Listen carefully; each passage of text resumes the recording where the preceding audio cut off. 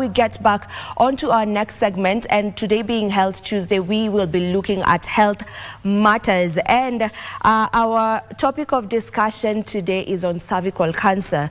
Now, cervical cancer is the second most leading common cancer in women after breast cancer, and it is also the fourth leading cause of death among women in this country. And January being a cervical cancer awareness month, it is only right for us to get into this discussion and get to talk about cervical cancer and get to know more about it, get to know about the causes, some of the symptoms, the treatment, and how you can get to prevent yourself from getting cervical cancer. And joining me for this particular conversation is Dr. Elly Odongo. Dr. Elly Odongo is a gynecological oncologist, and just to also give hope to the person who might be having this particular condition, we have a cervical cancer survivor with us in studio, and her name is Pamela Savai.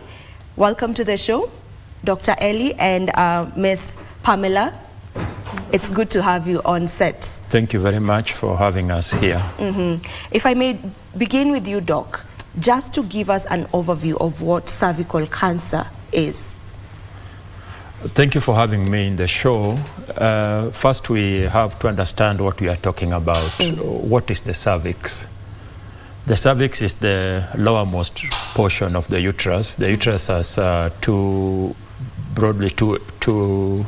kind of segments. We have got the body and the cervix. The cervix just means the neck.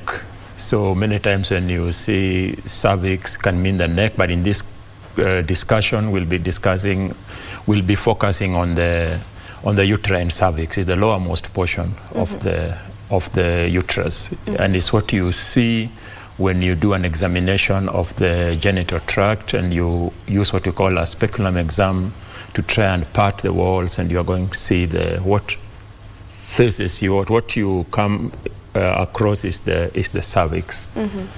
So cervical cancer, as we have indicated, is now a leading cause of mortality. Mortality means leading cause of death. In that we have got in this country, just to break it down, over close to 6,000 new diagnoses every year, and half of that, around 3,000 deaths arising from cervical cancer. It is affects women across all reproductive age, but we are already seeing that it is affecting them, mainly young women in their most productive period in life. So it's something that we need to address. I agree with you. And you just mentioned that around 6,000 women have cervical cancer every single year, and I understand that there's a vaccine for it. So why is this the case? Why do we still have such high? One is that there are two things here that you already brought to the fore. Why are we diagnosing cervical cancer late? It's mainly because we are yet to have very robust screening programs. I know the Ministry of Health has put in place screening programs, and we have got different algorithms for screening, but the uptake has not been so optimal, and that is why we are having quite a number of cases being diagnosed. Now, you also brought in the issue of vaccines.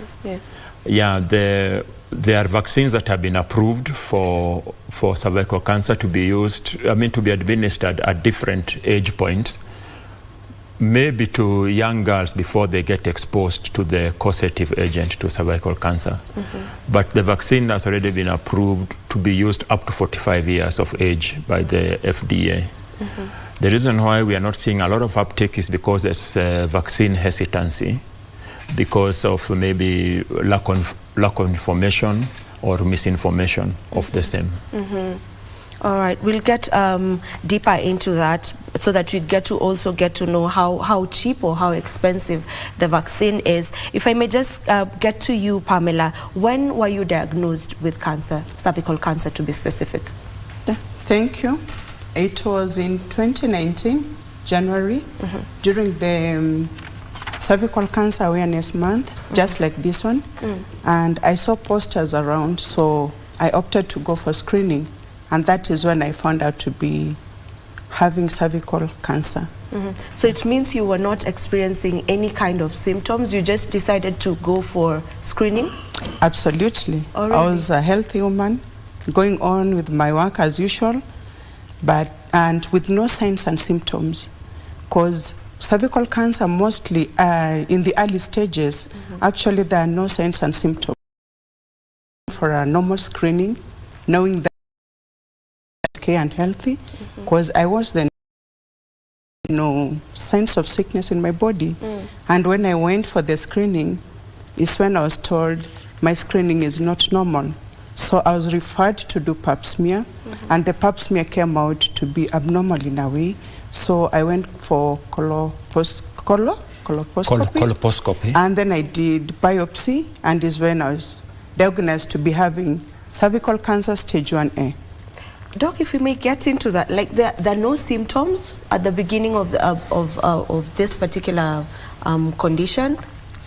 The cervical cancer has a very long latent phase. By latent phase is that, I mean, there is a period which we call pre-malignant, before the cancer develops. It has can be up to 10 years. Very long pre-malignant phase, because it develops from one stage, one phase to another when still localized to the cervix, but you don't see the condition. But once you start seeing symptoms, I mean reporting symptoms, then you know that the disease has kind of spread to some extent, and the symptoms are there, and these include abnormal vaginal discharge, really unrelenting vaginal discharge that does not respond to conventional treatment. The second most common presentation is, we call it postcoital bleeding, bleeding after sexual contact.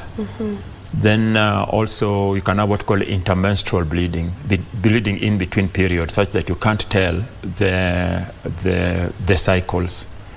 In addition, when there's been a little bit of spread, you start having the pain symptoms, pelvic pains, pain on going for a long call, pain for going for a short call, pain in the legs, amongst other signs. But those are the common signs and common presenting symptoms. And this come way later. Yeah, I said by the time you are having those symptoms, there is almost always a lesion, on the cervix, when you start having abnormal, the symptoms that I've just described. And what are the causes of cervical cancer? Yes, we now know that the over 90% of cervical cancer is caused by exposure to a virus, and the virus is what we call the human papilloma virus, abbreviated as HPV.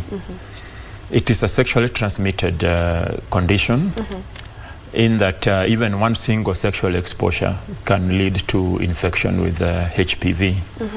What we must understand is that there are very many variants of HPV, but there are those ones that have been described as high-risk types. I will not mention all of them here, but just to highlight a few: type 16, type 18, amongst others that have been shown to be the high-risk types. And so the issue is not really infection with the virus, because it happens even with a single sexual exposure.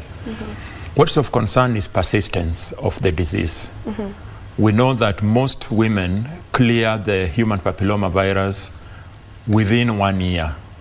But if the disease persists because of one reason or another, and there are predisposing factors to persistence of disease, this could be due to either low immunity because of one reason or another, could be due to HIV, organ transplant, chemotherapy, amongst others, that made the virus persist, and that gives it chance to cause changes in the cell that will finally lead to cancer. When should one exactly go for screening? Because it's clear that, the earlier the better, Because you're saying someone can even stay with the virus for 10 years without, you know, it getting to the stage where it's now cancer. It's cancerous. So when exactly should we go for screening, and is there a particular age group that is mostly affected? Yeah, we initially, from our epidemiological studies, we kind of have a peak of cervical cancer. Mm-hmm. In fact, we call it bimodal peak, towards 40s and then towards late 50s. Mm-hmm. But this has been disrupted because of one reason or another. Especially, we know that the prevalence of HPV in this part of the world is more than other parts. For example, in East Africa, the prevalence of HPV is around 30%, as compared to North America, amongst other places, which is 15%. Mm-hmm. We're also plagued with other issues, especially immunosuppression due to HIV. Mm-hmm. And we've now, because of the factors I've mentioned, HIV itself is a risk factor for the persistence of disease. And therefore, this has affected our screening dynamics, in that any woman who has been sexually active, ideally, should be screened. And there are several screening modalities. I know the Ministry of Health has adopted what we call the World Health Organization, the 90-70-90 strategy towards elimination of cervical cancer. Yeah. The 90-70-90 strategy, just allow me to explain a bit. Go ahead. Yeah, whereby the first 90 means that 90% of girls have received vaccine. This is primary prevention. And then 70% of women are screened with a test, kind of a high performance test, high fidelity test. Mm-hmm. And that's why I want to mention a bit on the tests and tie it together with the screening. Mm-hmm. The recommendations from cancer programs is that pap smears should be, at least by 21 years of age, should have a pap test. Mm-hmm. On the other hand, we in line with the World Health Organization's elimination strategy, it's recommended that we move from pap to a high performance test, which is HPV DNA screening. I'm not saying we should do away with pap, but it's recommended that we do HPV DNA screening. I know of some programs whereby if one has an abnormal pap test, it automatically triggers a reflex HPV DNA testing. Mm-hmm. On the other hand, we must understand that most women still clear the disease. And so you also don't want to overwhelm the health system by screening women and finding women who will have the disease anyway, by virtue of being young. Maybe they'll clear the disease over time. Yeah. And this has forward to based on those factors. I hope what has informed our. And then those women who have found to have a pre-malignant disease. Pre-malignant means pre-cancer. Mm-hmm. Quite a number of women still have pre-cancer phase. They should be linked to some form of treatment. And because there's treatment available when you have the pre-cancer phase. Yeah. And the Ministry of Health has rolled out several for pre-cancer phase, mm-hmm. which can be either ablation, you use cryotherapy, kind of freezing, or you excise. Excise just means you cut off that portion, mm-hmm. with the disease. And if, of course, if there is, you determine that the disease has spread a little bit further, you can offer radical surgeries. And if it exceeds a certain age, a certain stage, then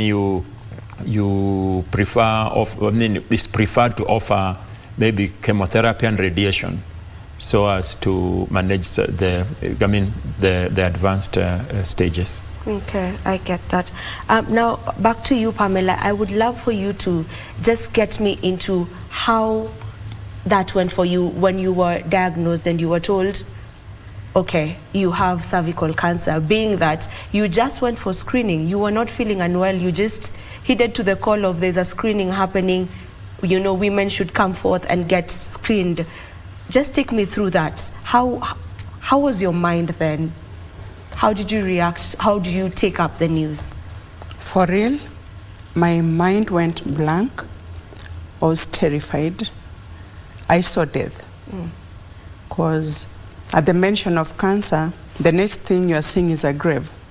And I had just lost my husband 2 years back.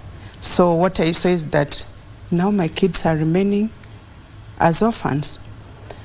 But I really thank the doctor that went with me through the journey. And the way he broke the news to me was like, it's not nothing big. So he was like, Pamela, you are very lucky. Yeah, this thing has been detected at a very early stage, and you're going to be, if you're going to go through the treatment, it's going to cure, and you are going to be treated, and you are going to be completely cured. So I went through the treatment. I did hysterectomy, and after that, biopsy was done, and I was told there are no signs of cancer.